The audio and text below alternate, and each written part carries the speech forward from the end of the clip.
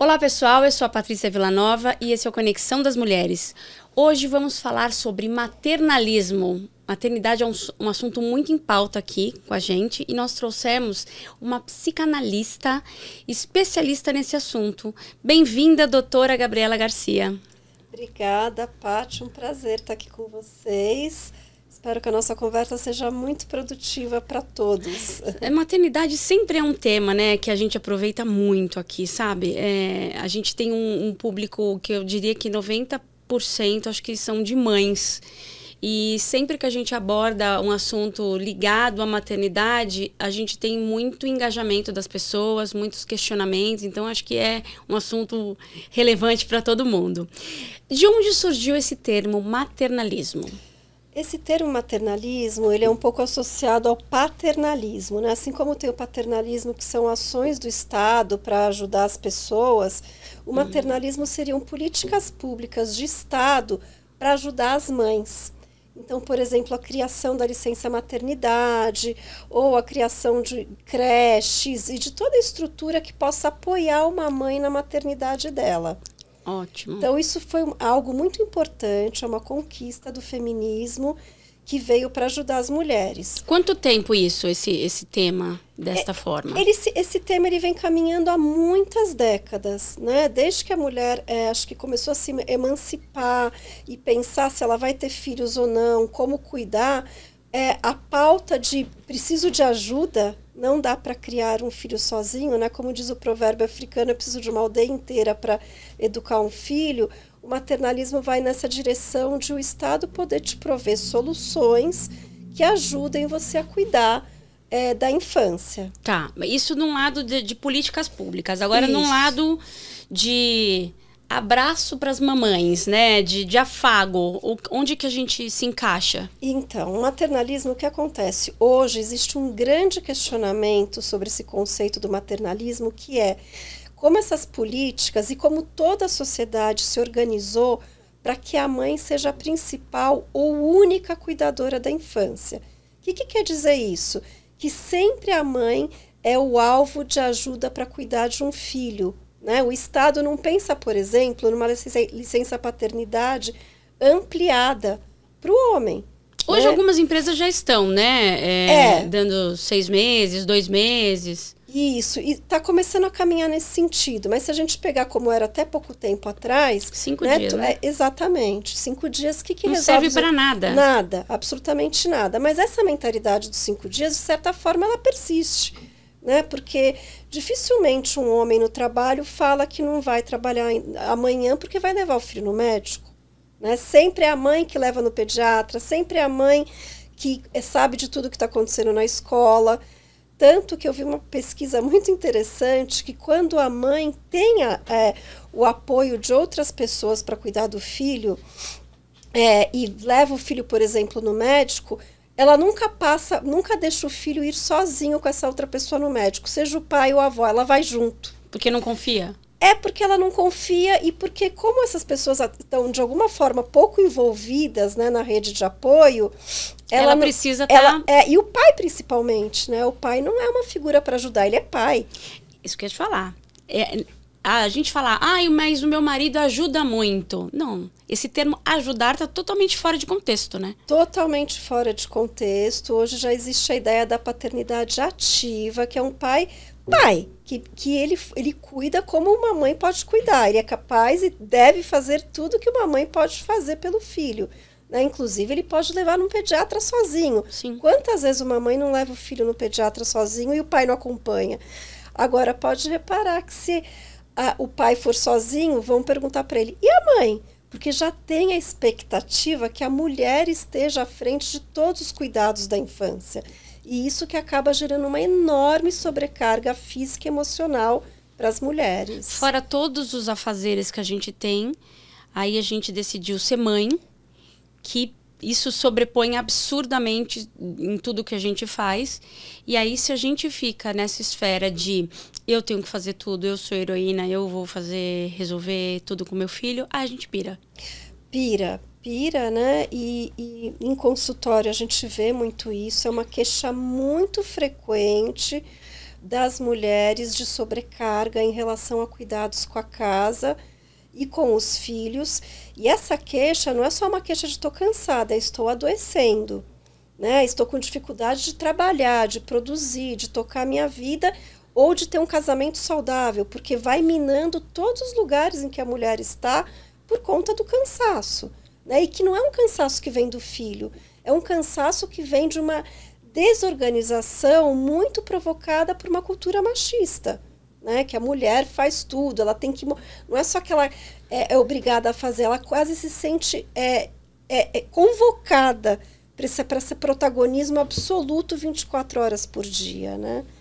Quando a gente fala que a gente quer direitos iguais aos homens, que a gente fala que tem que ser um negócio equivalente ali de um e de outro, tem que ser inclusive com essas coisas como a maternidade, né? A paternidade ativa, como você disse, tá aí, tem muitos pais que fazem dessa forma. Porque a gente não quer só salários iguais, direitos iguais, a gente quer também essa divisão de tarefas, que não é só a mulher que vai cuidar do filho, porque a mulher não faz o filho sozinha, não é só a mulher que vai fazer os afazeres domésticos, não é só a mulher que tem que cozinhar, não é só a mulher... A gente toma isso como uma responsabilidade nossa, quando na verdade não é, né? Não deveria ser só nossa, mas parte dessa culpa é nossa, porque a gente abraça. Porque a gente aceitou muito, né? Teve que aceitar, né? Mais justo dizer isso, a gente teve que aceitar um rótulo de cuidadora. Você pode reparar que muitas profissões que envolvem cuidados são exercidas predominantemente por mulheres, né? Psicologia, enfermagem, educação infantil, porque existe um rótulo muito aprisionador e forte em torno de que mulher é igual a cuidado e homem não. Então, quando chega, você tá num lugar, chega uma criança, se tem um homem e uma mulher, provavelmente esse homem vai falar para a mulher cuidar dessa criança, né? Mesmo que não seja o filho dela, porque já existe esse pressuposto que ser mulher é saber cuidar, o que também não é verdade, porque as mulheres são humanas e elas falham como mães, elas abandonam, elas abortam, elas são humanas, né? Elas são tão suscetíveis a erros como os homens, e os homens são tão capazes de cuidar quanto as mulheres. Você sabe que quando minha filha era pequena, eu mesma fui uma dessas que abracei querendo que tudo fosse eu, tudo do meu jeito. Então, de vez em quando, eu não deixava meu marido fazer alguma coisa, porque se ele fosse fazer, eu queria que fizesse do meu jeito. E ele falava, então faz você. Culpa minha. Isso, eu acho que essa é uma vertente do maternalismo, né? Que aí entra um olhar mais psicanalítico, que é o quanto a gente, enquanto sujeito, enquanto indivíduo, reforça esse rótulo de ser cuidadora. Porque esse rótulo também coloca a gente numa posição de destaque, né? Você ser mãe tem um status que a sociedade dá para a mãe, tem uma aura de guerreira, de poder associado à maternidade, que às vezes a gente não quer desgrudar. Então, quando a gente vê o outro fazendo e não é do nosso jeito, a gente corrige, critica, e aí o outro não consegue se conectar com a criança. E aí fica cada vez mais difícil, e aí a gente tem que fazer mais mesmo. Mais mesmo, é verdade, é verdade. Agora, qual que é o caminho para isso? Para que essas coisas fluam de uma maneira mais equilibrada? Cada família pode encontrar seu caminho, cada mulher encontrar seu caminho, né? Mas passa primeiro por um reconhecimento de que preciso de ajuda, né? Eu consigo pedir ajuda, seja para os meus pais, seja para pessoas de confiança, seja para uma profissional que eu consiga pagar, e o envolvimento do pai como pai. O pai não vai ajudar, né? Se o pai existe na história, ele tem que estar atuante. Então, o primeiro é poder pedir ajuda e falar, estou sobrecarregada, porque muitas mães não fazem isso. Elas entendem que realmente ser mãe é sofrer no paraíso. E esse sofrimento às vezes passa muito do limite. Então é reconhecer que você está sobrecarregada, está em sofrimento e que uma rede de apoio, montar uma rede de apoio e aceitar essa rede de apoio é extremamente importante. Por que eu falo aceitar? Porque tem muita gente que monta a rede de apoio e quando a avó começa a participar, ou a diarista começa a participar, ou uma amiga de confiança começa a participar, mas não é do meu jeito. Mas não é assim. Deixa eu fazer junto porque vai dar mais certo. Ele não vai se acostumar com você. Então aí não, a rede de apoio não vai funcionar mesmo muito bem, né? Sem dúvida. Você tinha comentado ontem, eu achei até curioso, que quando você trabalhava num hospital psiquiátrico, chegou uma mãezinha lá que estava surtando porque adoeceu, né? Não tinha essa rede de apoio até o momento que ela sucumbiu e caiu doente mesmo. Como que foi isso? Esse caso, ele foi um caso que aconteceu enquanto eu estava trabalhando, atendendo no hospital psiquiátrico, né? Que são sempre casos graves de pessoas que são internadas, medicadas e fazem terapia. Então, essa mulher era uma mãe de 3 filhos, 2 adolescentes e uma criança. Ela tinha profissão, parou de trabalhar por causa da maternidade e, a certa altura, o marido dela ficou desempregado. E na fantasia dela, ele desempregado, ele iria ajudar mais em casa nesse período. E não foi o que aconteceu. Ela já vinha de um período de muito cansaço com esses 3 filhos. E o marido desempregado, ela dizia que tinha se tornado o 4º filho dela. Que agora ela tinha que cuidar de 4 filhos. E ela foi ficando tão cansada, entrando em tantos atritos, se sentindo tão frustrada com essa situação. Claro que já deviam ter outros fatores de depressão envolvidos ali, que ela teve uma crise, ela colapsou, foi levada para o hospital e internada, e ali recebeu tratamento e foi melhorando. E foi contando essa história para o terapeuta, né? Essa história de dor, de sofrimento, de cansaço. E ela foi melhorando a partir da análise, a partir do tratamento medicamentoso, até que um dia a equipe falou, você está... De alta. Você está preparada para voltar para casa, vamos começar a programar nessa volta. E qual não foi a nossa surpresa? Que ela não queria voltar. Ela não queria voltar porque ela... É até engraçado, né?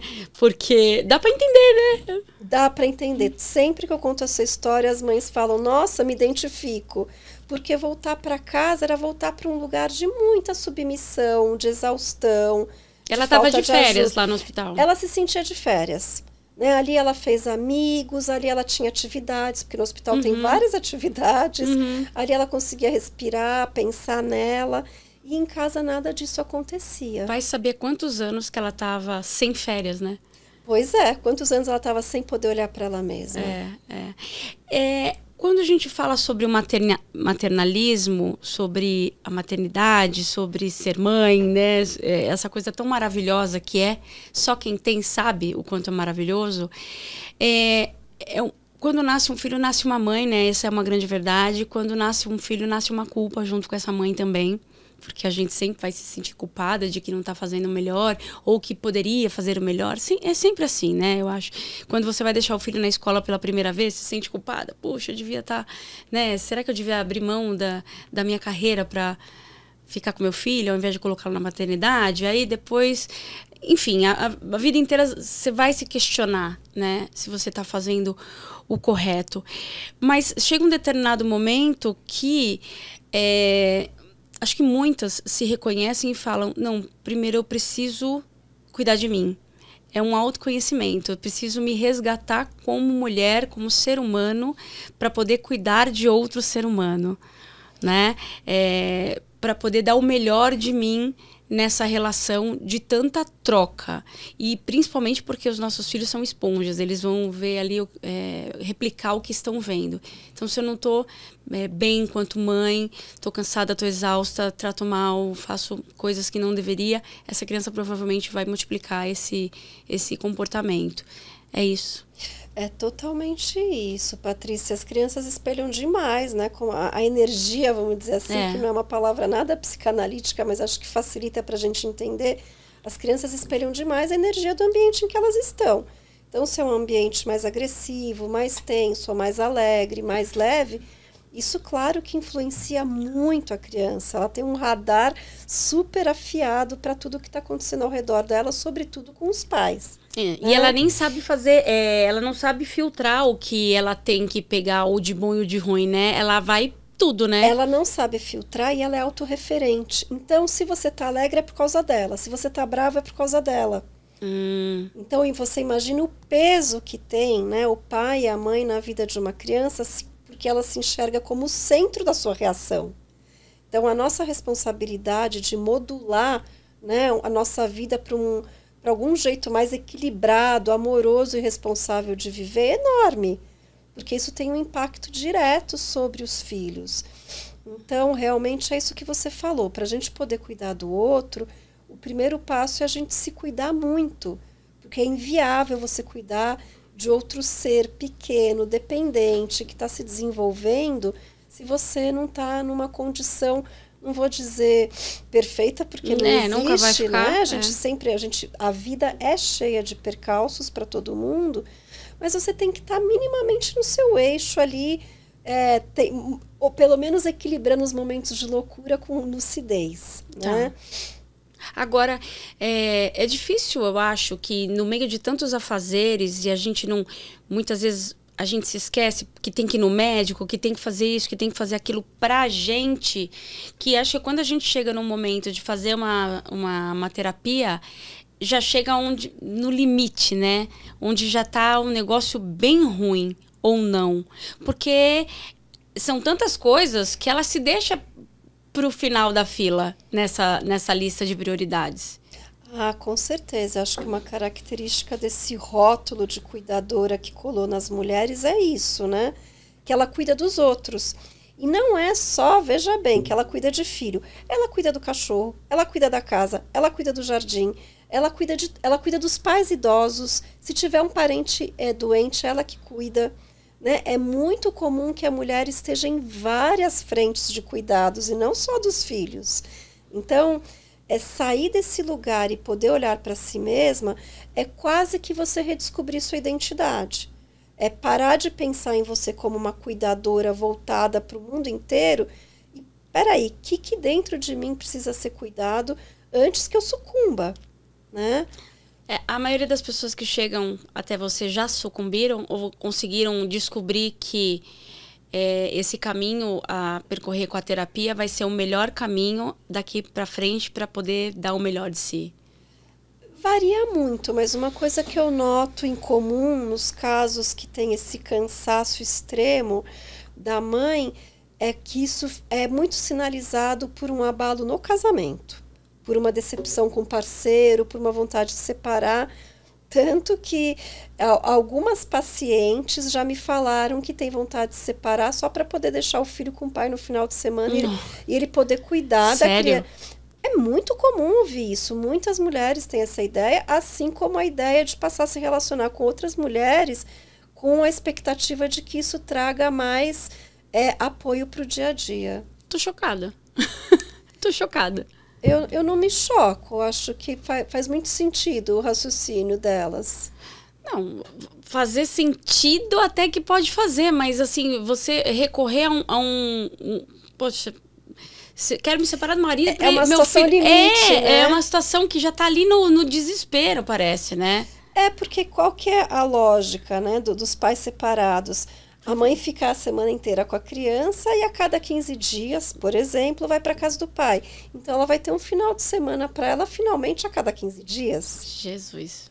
Então, se você for parar para pensar, é um descanso, né?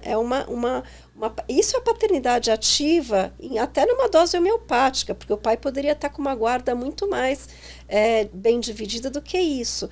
Mas esse raciocínio faz parte, sim, de mães, passa assim pela cabeça de mães que estão muito cansadas, assim como se relacionar com outras mulheres. E quando chega assim, né, nesse limite assim, quanto tempo que demora para uma pessoa conseguir se reequilibrar e voltar e ser dona de si de novo ali? Tem um tempo para isso? É um tempo muito particular, né? Porque, embora a gente esteja falando aqui de uma ausência de ajuda, no processo terapêutico, muitas vezes você descobre que o problema da ajuda não está no outro, está em você. Sim. Né? Então, isso demora para você conseguir enxergar isso e para você poder aceitar que também tem uma responsabilidade sua nessa rede de apoio precária ou ausente. Né? Você não foi atrás de rede de apoio, ou você montou uma rede de apoio com pessoas que não funcionam direito, ou você tem uma expectativa de perfeccionismo e aí ninguém consegue te ajudar, percebe? Porque na análise eu não vou trabalhar se o pai é presente ou não, se a avó ajuda ou não. Eu vou trabalhar por quê que você está tão cansada? O que conduziu uma situação de cansaço? Qual que é a tua responsabilidade nessa história? É o autoconhecimento profundo mesmo, né? De você se encontrar naquela situação e entender como que você chegou até ali. Isso, e uma responsabilização. Né? Você pode estar muito frustrada com seu marido, muito decepcionada com a sua mãe, se sentindo enlouquecida, mas qual a sua participação nessa cena? Porque essa história é sua, né? Eu imagino que nos primeiros dias de um processo desse, a pessoa deve sair de lá um pouco arrasada, assim, né? De tantos questionamentos e de saber que você se permitiu chegar àquele ponto, não? Tem essa dor de algumas descobertas e a dor de alguns mistérios que não conseguimos descobrir. É mesmo. De conviver com os mistérios, né? Por que eventualmente não consigo aceitar ajuda e isso vai demorar para eu saber por que eu não consigo aceitar, mas enquanto isso, o que eu posso fazer para não me afogar, né?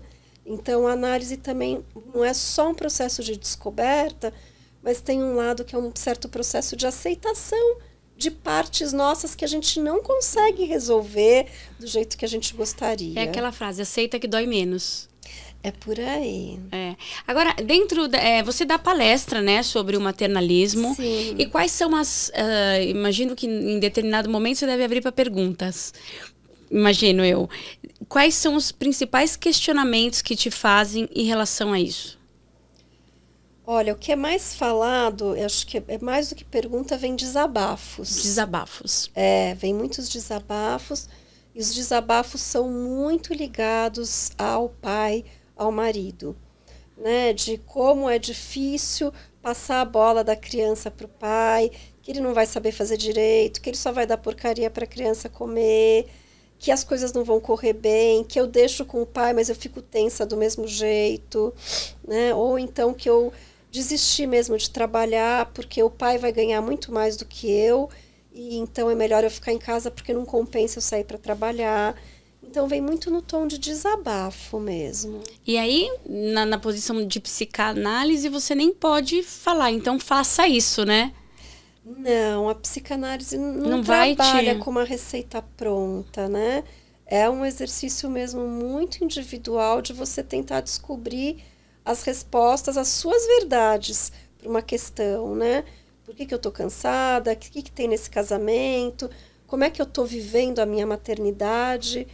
Porque você só olhar para fora e culpar o seu entorno, claro que a gente tem uma realidade social que é muito forte e claramente machista.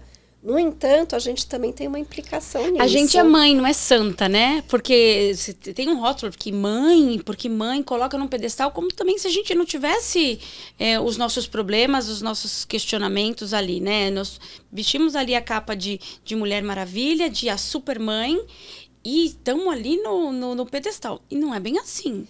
Eu acho que essa palavra que você usou é muito boa de pedestal, porque implica nisso. Eu estou disposta a descer do pedestal e falar, gente, estou cansada. Alguém me ajuda? Por favor, agora já. Agora né? já. Então precisa de uma certa humildade, de uma certa maturidade, de uma sensibilidade para reconhecer que você não dá conta de tudo. E não é porque tem um problema com você, é porque ninguém dá. Se alguém está dando, eu não sei como é, se alguém dá conta de tudo. Uhum. Não dá para a gente saber como é que isso acontece, né? Mas a verdade, o que eu escuto muito é de uma dificuldade de dar conta, né? De uma realidade que é muito dura e que a gente tem que pensar o seguinte: queremos que o planeta continue existindo, sendo povoado, tendo crianças? Então vamos todos nos envolver com essa questão. Sim, né? sim. Todos precisam cuidar da infância. A infância exige muitos cuidados, é extremamente trabalhoso cuidar de uma criança, ajudar uma criança a crescer. E isso tem que ser um papel do Estado, da escola, do pai, da mãe, enfim, de todo mundo, se a gente tem essa proposta de que o mundo continue existindo com seres humanos. Nossa, bem reflexivo isso, viu, doutora? Eu acho que a maternidade é uma coisa incrível, mas com um peso também absurdo da responsabilidade de criar um outro ser humano. Então, não é só colocar um filho no mundo, porque eu quero ser mãe, e o mundo cria, né? Também não é assim, né? Não. Essa responsabilidade, você criar um filho com responsabilidade, colocando nele ali valores, né? Transformando num ser humano bom, é o que vai determinar também essa longevidade da nossa população, da nossa vida, do nosso mundo. Porque se você tem um filho para largar e para ele cair na marginalidade também... Super importante esse ponto que você falou, porque às vezes pode ter um entendimento muito equivocado do que eu estou contando aqui do maternalismo, que é abrir mão do filho, que é não cuidar. Não é verdade. É justamente pensando num cuidado bom, num cuidado possível, num cuidado saudável, que a gente pede ajuda, né? É justamente para a gente poder continuar viva. Uma mãe doente, uma mãe enlouquecida, como que ela vai ser mãe? Não, enlouquece a família, né? O entorno ali também. De verdade, adoece a família mesmo. E principalmente os filhos que são mais sensíveis, mais suscetíveis a isso. Super sensíveis, né? Super sensíveis. Então, de forma alguma... Estamos falando de cuidar mal, de abandonar, de negligenciar. É de cuidar com rede de apoio, de cuidar de uma forma com uma responsabilidade mais compartilhada, né? Para que esse cuidado seja mais forte, seja mais sólido, seja mais estável do que ter uma única pessoa responsável por tudo, por uma criança, sendo que essa pessoa hoje ela também trabalha fora, ela trabalha dentro de casa. E se você morre? Essa é uma grande questão. Né? As mães morrem, as mães morrem. adoecem, as mães abandonam filhos. Né? O mundo precisa continuar girando apesar disso. Tem muitos imprevistos enormes na vida do ser humano. Sem dúvida. Né? Então, o planeta, né? As pessoas têm que estar preparadas, né? Lógico que é mediante uma escolha, ninguém vai cuidar de uma criança se ela não quiser. Mas a gente tem que fazer escolhas responsáveis mediante a infância. Muito bem, doutora, adorei o papo. Eu queria que você deixasse uma mensagem aí para as mães, para os pais, para as famílias em relação a isso. Mamães, se cuidem, pensem em vocês com carinho, com atenção, porque poder se cuidar é o melhor jeito da gente poder cuidar dos outros. Sem dúvida nenhuma, né, gente? Bom, chegamos ao final do nosso bate-papo, que foi incrível. E eu quero agradecer a Exato Digital, nosso patrocinador. Quer conhecer a solução deles? Aponta o celular aqui para esse QR Code que você vai ter lá todas as informações, tá?